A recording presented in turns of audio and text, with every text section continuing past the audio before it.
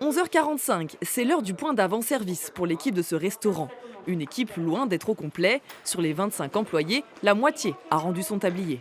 On a eu 12 démissions depuis le retour, des pièces maîtresses, des gens qui étaient là depuis très longtemps. Et toujours la même chose, merci à vous deux, c'était top, on était bien, ils m'offrent même des fleurs au départ, mais ils veulent plus de cette vie-là. La gérante enchaîne donc les entretiens pour reconstituer ses rangs, avec toujours du mal à recruter à 100%. Car les départs continuent. Léo, en poste ici depuis 2 ans, met fin à son contrat dans quelques jours.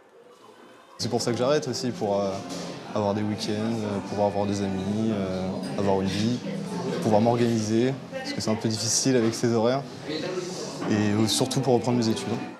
Ces contraintes du monde de la restauration rebutent de plus en plus les employés.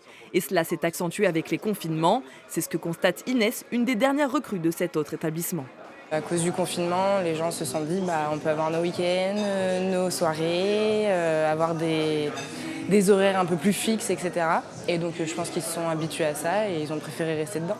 Alan, le nouveau second, n'a pas eu de mal lui non plus à être embauché.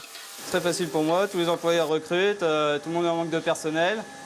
Donc si ça ne plaît pas à un endroit, on part ailleurs.